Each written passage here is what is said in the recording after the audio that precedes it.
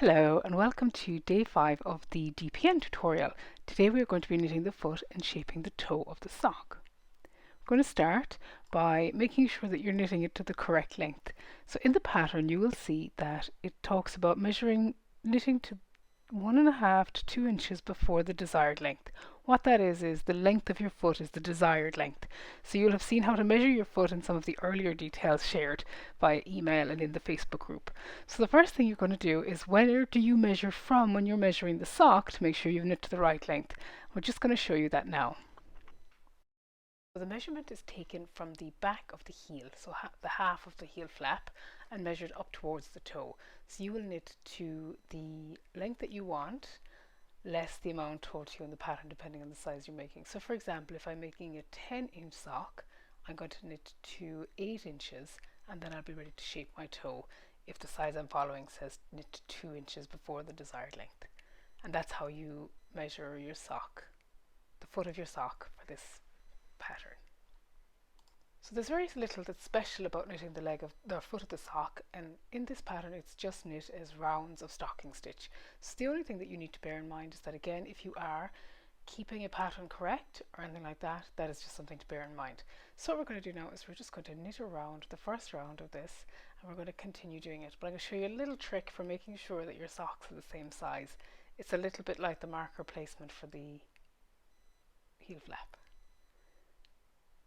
So once you've knit the first few stitches from one needle to the other, as you do for DPNs, just going to get a stitch marker and place it into the sock just before the first row that you've just worked, so that you can mark where you've started your foot. What this marker does is it allows you to know how many rows you've knit in your foot, and when you come to knitting the second one, you will also place a marker and then be able to count the same number of rows. We'll place a corresponding marker when we start the toe shaping, so that you can count exactly how many rows. So then you're just going to continue on across the instep stitches, and again, if you are working a pattern, it may tell you to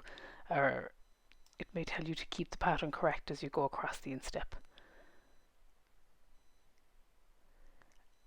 And as with all of the other DPNs, you keep changing needles as you come to them. You can also, in this, you can also spiral them, as we did in the earlier DPN tutorials, to make sure that you get any unevenness worked out.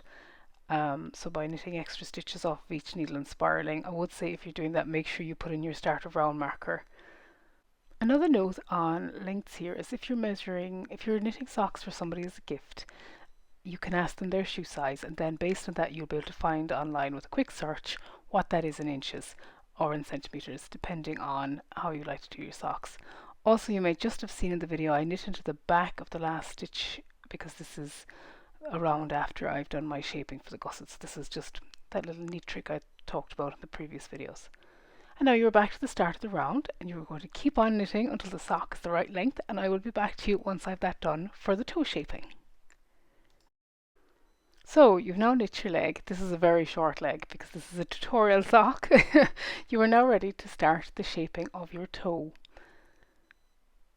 So what you're doing here is you look that you have your stitches in your instep on one side, essentially of your shaping, and your sole side, or that used to be your heel stitches, on the other. And you're going to be decreasing along the sides on both the top and the bottom, on both the left and right of the sock. And what that does is it shapes the toe in around your toes. There are different styles and shapes of toe. This is a very basic toe, and over time, again, you will find the one that suits you best. I've never had a problem with this one, but I know other people like to do different toes. So the toe shaping is worked in two parts. The first part, which is about 2/3 of the rows, is a decrease round and then a knit round, a decrease round and a knit round, and then towards the end, to bring the shaping in much quicker, you do just decrease rounds. Your pattern will tell you how many of each that you need to do. So it is key when you start here that you have the same number of stitches on the bottom as the top. Ideally you have the same on all 4 needles. So in this case I have 11 on each. It's really key that the top and the bottom match though, because you cannot graft the toe if there's a different number of stitches. Fudging a graft is not an ideal situation. So we're going to start now by doing our first decrease round.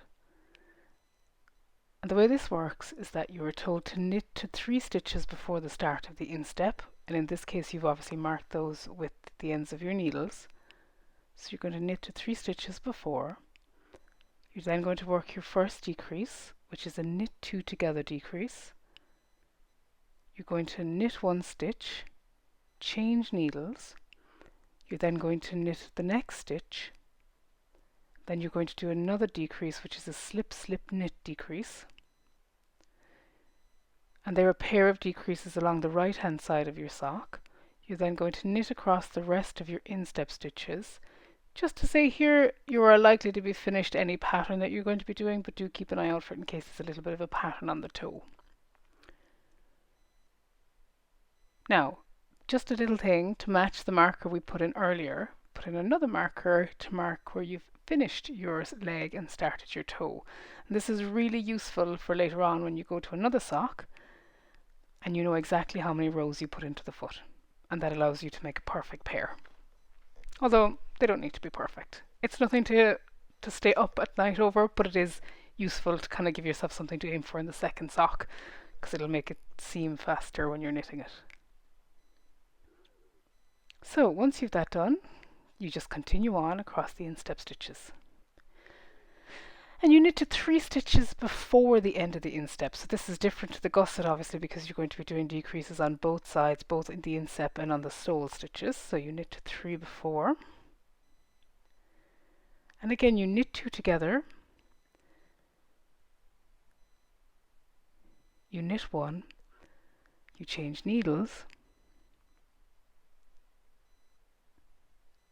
Knit 1 and a slip slip knit, and this is the decreases that match, these matching decreases match the other decreases on the other side, so you can just see how that's done in the sock.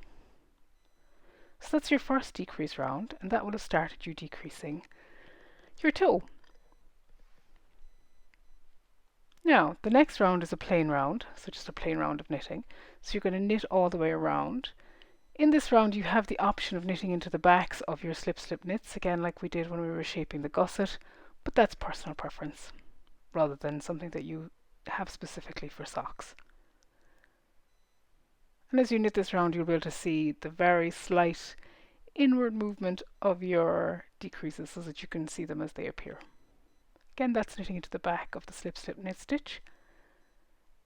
Not necessary unless you like doing it.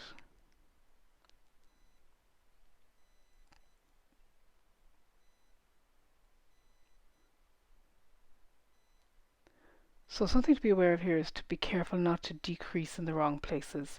You can fix it later on by kind of evening out your decreases, but I would say that it is very important that once you get to the graft you have the same number of stitches top and bottom.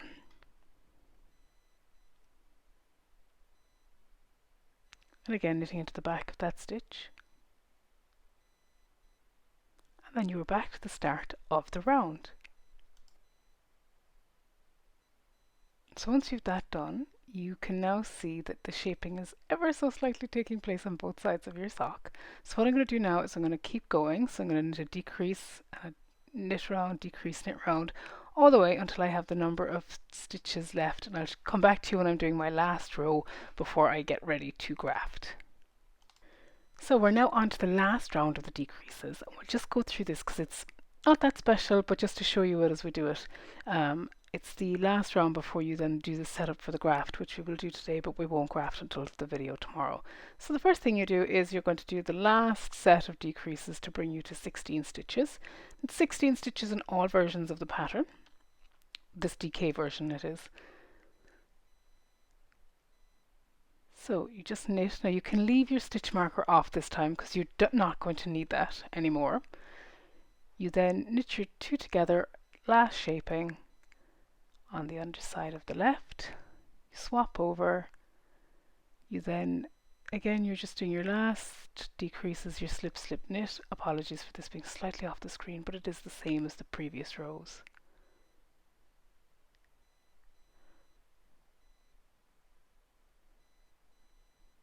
And again, you're going to knit across here to 3 stitches before the end, do a knit 2 together, knit 1, change needles, and then you're going to do your last slip slip knit.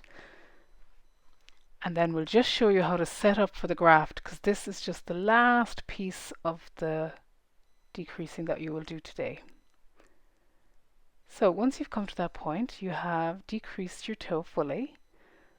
You can see the nice way that it looks